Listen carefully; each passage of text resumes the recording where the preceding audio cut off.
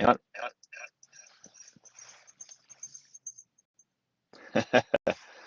Well, hopefully, there we go.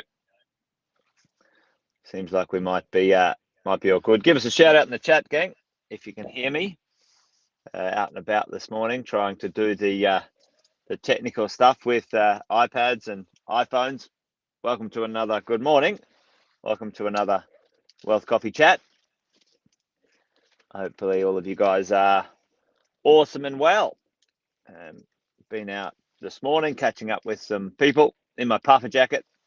It's a bit soft, really, isn't it, to be in a puffer jacket in Queensland? But it is cold. It is cold. Good morning, you guys. Hope you're all awesome and well as we're going along. Good morning to you. Who have we got? We got Aaron. We got Niraj. We got Sean. We got Alison. The regulars are in the house, which is awesome, which is fantastic. Good to see you guys. Yep, I am warm. Thank you. And I got a nice little coffee here too as we go. Yeah, Canberra. Ashley, I could only imagine what it might be like in Canberra. Yes, indeed. Well, there you go. Well, hey, there's Justin and Margaret and Graham. Good to see you guys also. So, hey, thanks for jumping on this morning. Wanted to talk to you guys about private money, private finance. So, guys, I don't know if you are aware of, just the madness that is the market, the money market at the moment. In the world of property investing, we're always looking for getting finance, right? It's part of what we need to do as property investors. We need to get our portfolios funded, and we want to buy more properties, and we want to grow our portfolio and continue to create our wealth, and that comes through money, that comes through finance. As you guys would know, as a property investor, leverage, money put to work. There needs to be some from you. You need to put in the deposit, you need to put in the costs, and then you need to go find some from somewhere else. Often the banks or the lenders are going to be your, call it like a quasi partner in your property deal, right? They're going to lend you some money, 80%, 90%, 95%, maybe. The government, the first home buyers, has given free money away like drunken sailors to first home buyers and owner occupiers, and they're sort of encouraging you. But what's happening right now? We've got the lowest interest rates we've seen in history. You guys know this, so I'm not telling you anything you don't know. Lowest interest rates in history. On the flip side, or like for us as property investors, that's great. Our rental returns are better than we've had in a long time, like the cash rental returns. Our net in our pocket is better than we've had a long time if you can get a low interest rate. And things are pretty comfortable, let's say, at this point with your property cash flows. But let's have a think about on the flip side, on the other side of this equation, gang. On the other side of this equation, when it comes to money that's in a bank, money that's in a term deposit, money that's in a government bond, money or cash sitting anywhere else that is unleveraged and unemployed, not put to work. What's going on? And it's very interesting. We've been talking about it for a little while. There's so much money, more money than we could possibly even imagine right now at this time in history, looking for things to do, looking for deals, looking for a return. And that's quite a lot. That's a lot which is driving the market right now. There's a lot of money. We've got people, we've seen, because we live in Queensland, we've experienced southern buyers from other places in Australia, mostly Sydney and Melbourne, coming to southeast Queensland and buying amazing pieces of real estate and driving the prices up significantly, because in comparison to Melbourne or Sydney, those prices are so much cheaper. So it's an interesting one when we think about it, gang. what's money? What's going on with money? And if you can see this here, this is an ad that says NAB. If you guys can see that, NAB, private debt, a new source of money. Okay, NAB. So have a guess where that ad was, gang. Have a guess where NAB was advertising to everyday Australians to say, hey, do you want to become part of this new private debt revolution that that is happening right now in Australia, probably right all around the world? Um, have a guess where that was being advertised. That was being advertised in Facebook, right? NAB. Get this. What's going on here? I want to ask a question out loud, pondering. Why is NAB advertising to you and me about private debt sources right now? What is happening? And here is the early warning signs, team, gang, that money, there is more money than banks and people know what to do with, looking for a home right now, looking for a deal, looking for a return. Because if you're living off of the interest on your cash right now, it's a pretty meager existence. If you're living off returns of bonds, government bonds, any of these things called defensive assets, it's a pretty meager return or existence. Imagine this. Imagine you've got $5 million in cash, and you used to get like a 3.5% return out of a bank bond, and now you're getting 0.5%. You're getting nothing. What are you going to do? Well, some of these smart people taking their cash out of the bank and they're buying good properties, let's say in Queensland, Melbourne, Sydney, wherever they can buy them, and the return on their cash is significant. If you buy it in cash, that's a 4% yield in your pocket, 400% more than they're getting from the bank. And there's a lot of that going on, gang. And the point of my conversation this morning is just to keep in mind as we enter this next sort of phase of the market, private debt, private money, looking for a home, looking for things to do is going to continue to fuel this market for a reasonable amount of time. And for me, and maybe for you too, if you're in that, the other day when I talked about the deal maker space, if you're in the deal maker space, deals, money, looking for something to do. If you're a deal maker, you can find money and do deals. And that's something that I wanted to sort of point out with everyone today. Even NAB is saying, hey, we will facilitate the deals. Give us your money and we've got deals coming our way. That's what that ad's about, gang.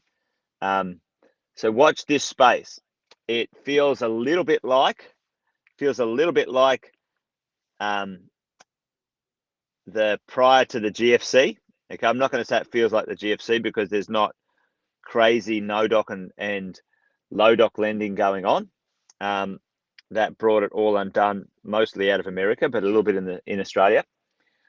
But what we will see is banks and institutions gathering people's money to put into deals and new opportunities and new ideas. And what I would encourage you guys, me, everyone, if you're in that deal maker space, some of you guys aren't in deal maker, that's perfectly fine. It's not ready for deal maker yet. But there's money in them there hills. There's gold in them there hills. And it'll be interesting time to be in the market, looking to do things, making things happen. But anyway, I thought that was interesting. Hopefully you thought that was interesting this morning, because private money is going to be around. Here's one thing that might apply to you as a property investor. Let's say you've got serviceability. Let's say you can borrow 600,000, but you need $100,000 to do a deal, but you've only got 50 grand. So you've got a 50 grand gap into buying a deal. I would talk to people close to you and say, hey, listen, how about I give you a second mortgage on a property deal that I'm doing, and I will give you 4% on your money for 5 years or 3 years or 4 years or whatever it might be. I'll give you 4%.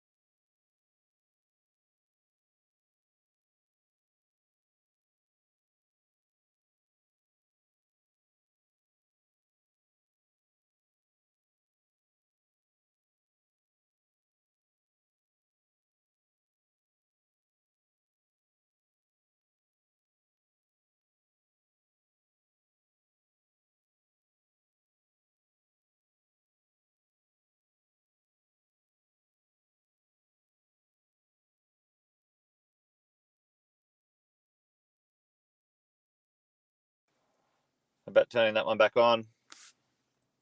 There's 2 Jason Wittens in the house. Can you guys hear me on that one? Is that any better? Not quite sure what's going on here. But give me a shout out. Give me a shout out, gang, if that's back on track. Oh, good now. Anyway, there you go. The tricks of technology, gang. So, if you guys are looking at, private lenders, someone private, to lend you money, you could offer them 4%. They could help you buy another deal because you've got serviceability. They get a return. Their money in the bank would get them 0.5%. Rubbish, right? Am I here or there? Okay. Rubbish return. You're offering to pay 4%, which is like 400% more than they're getting in the bank. Now you get to buy that extra property. You might do a 4 or 5 year term with them. Private money, private debt, getting a return. They don't become a partner. They don't own the property. You get a loan, and then they get an income. They get a return on their money. That's what's happening in the marketplace, gang. There is going to be lots of private deals done. Lots of smart people understanding, real estate, which is now really, I don't know, they probably piss off a few financial planners, but it's probably the only residential real estate, probably the only really smart defensive asset out there in the marketplace that what I would call defensive and smart. That's how you could probably get together and do some more deals. Anyway, I hope that made sense. I hope it made sense.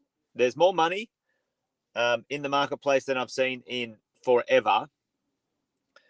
Private people are looking to get a return on their cash.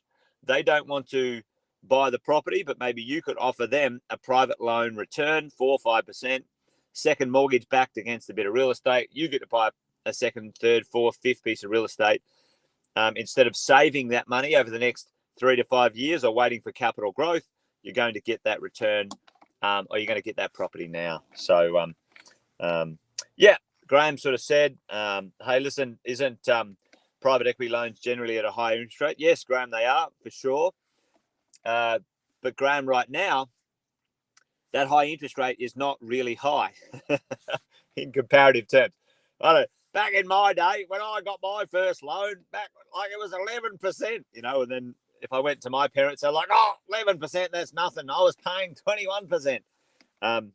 So Graham, the private equity loans were often in the double digits, but for second mortgage, real estate backed, private between 2 individuals, you could easily get between 4 and 5% as a deal,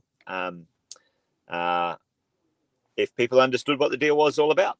Anyway, I hope that makes sense, gang. Graham made a good point, which was make sure you keep an eye on the cost. But when you do a thing called blending, even if I paid 7%, Graham, for 50 grand, and I paid 2% for 400 grand, when I blend that together, it might end up in like 3% or something like that as you go. No one trusts the banks. Yeah, unfortunately, Jeff, we've got short memories. You're dead right. They broke the law. They got in trouble. They got fined billions of dollars. People still give them their money and give them their business. I'm with you, Jeff. Like, vote with your business. Take it off them. They don't deserve it when they break our trust. There you go. I wouldn't give the NAB my money. You're dead right. I think that's probably the point what Jeff's making. Yeah, but the point is people are looking for places to put their money, Jeff. And if you're in that deal making phase or you need to do another deal, maybe you can think about what they're trying to offer and offer something like that to people or in a circle or whatever it might be. Anyway, there you go. I thought that was interesting this morning. NAB advertising in Facebook for private equity loans. Yeah. What does the world come to? Anyway, gang, that's it from me. Coffee and a chat. Done and dusted. I need to go. I've got a meeting in about 15 minutes. Hopefully you guys are awesome and well. Thanks for joining me this morning. Thanks for dialing in. Thanks for hanging out. And you guys be awesome. You guys be well. And join me tomorrow for another Wealth Coffee Chat around about the same time. Adios, gang. Take care. Bye for now.